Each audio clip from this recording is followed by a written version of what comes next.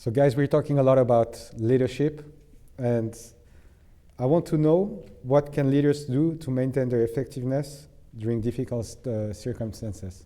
Can you tell me a bit more, Chris? Sure. You know, difficult circumstances, we are coming out of the pandemic, right? It's not completely over, but this has been a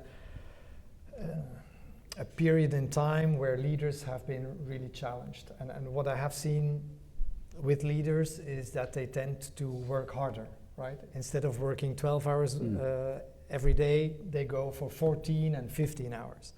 And they sleep less, they don't eat, yeah? So they don't take care of themselves. So that's why we think resilience is a really, really important factor, also a good quality to have for leaders. And I have developed, based on my experience with leaders in business and in sports, I have developed a framework which is called STRONG, right?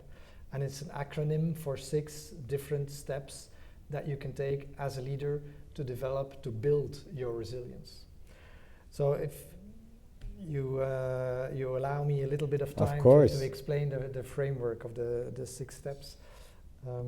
It starts, the S start with meaning. And we have talked about purpose, and it's exactly that. If you have an individual purpose, you are able to work harder, to work with more energy, with more passion. We talked about that. So that's the start. T stands for take care of the basics. And I've talked about sleep and recovery, but that's exactly that. If you do not take care of your physical shape, your mental fitness and focus and concentration and patience will suffer. So you will need to take care of your lunch breaks, take care of your sleep and your recovery. Don't plan your meetings at 6 a.m. and at 11 p.m. because as leaders you also have a role. You're an example, a role model for the organization. So people will think they will have to do the same, right? But we underestimate the impact that it has on our brain. Your reactions, your patience with people will be much less. Your creativity will be less. Your focus in decision making will be less. And we underestimate the impact that it has on our brain. And if I may, it is what you are saying with a link with autonomous and control motivation. If you're less patient, you will maybe be much more, you will put more pressure on people, and you will have this shift of motivation. So what you say, and we don't do it, it is crucial. Yeah, we don't do it enough. And the R in STRONG is recharge your batteries. So find the activities that give you energy. Find also people that give you energy. If you can work on tasks and missions that give you energy, that are challenging. That are enthusiastic. You're enthusiastic and you forget the time and it's not working, right? You're doing things that you really enjoy. And that's what we try to explain to leaders, that you can also shape your job a little bit more towards these strengths.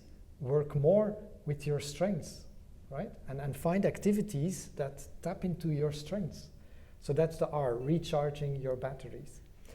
And then the O is a really important one, and we will talk about emotions and managing emotions.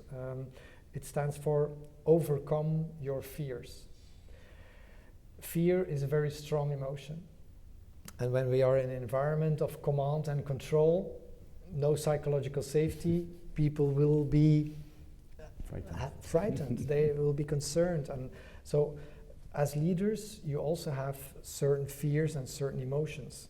And if you're not careful, the emotions will hijack your brain, because the emotional part of your brain is very, very strong once it is triggered. If you're afraid of something, if you're very pressured or stressed, the emotion will take over. So you need a couple of strategies to be able to minimize that emotion, because you need the rational part of your brain to take decisions and to keep focus on your goal. And there is a couple of strategies that you can do. There's a Stroop test, there's brain games that you can do to really help yourself to manage and to overcome those strong emotions. Arriving at the N of our framework, the N stands for nurture your network. And we've talked about the social creatures that we are as human beings. So in a period when it's very challenging, very tough, maybe it's a crisis situation, you need a personal network that you can fall back upon, right? Sometimes in your organization, they say it's lonely at the top, right? You don't have a lot of people you can really trust, but you need to have 3 or 4 people in your network that you can really be open and vulnerable, and they can give you some good advice. Does that mean in the company or in your network? It can be friends, it can be, or do you mean within the company? No, it can be broader. It can be broader. And Adam Grant is a professor in the US. He has written a brilliant book. It's called Give and Take.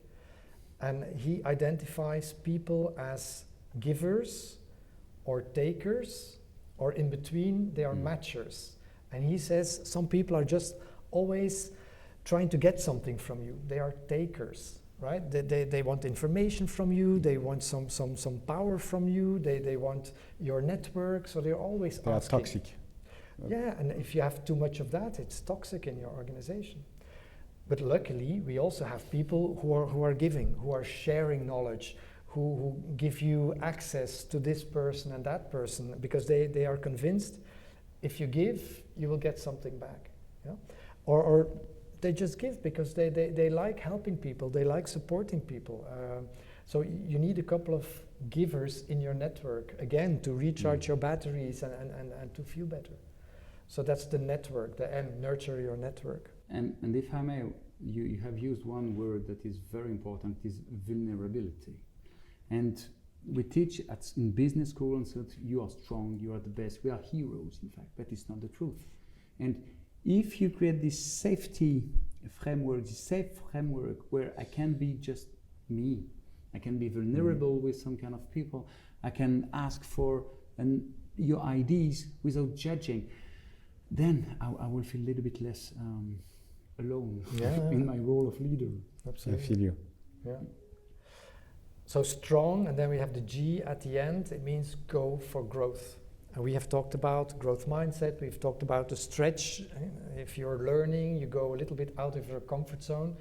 And go for growth also means try to use your intentions and translate them into actions, right? You need a plan. Not only just vague intentions, but build a plan. How will I work on my physical fitness? What will I do with regards of sleep and recovery? How will I make sure I use the talent in my organization? For all these aspects of the strong framework, you need a plan, you need a target. I'm going to do this in the next month, in the next 3 months, things like that. So we wrap it up with go for growth. And with this framework, it's like a 6 weeks journey that you can work on with leaders in organizations. It helps them really to build resilience, and not to be the toughest that they can be, but to be the smartest leaders that they can be.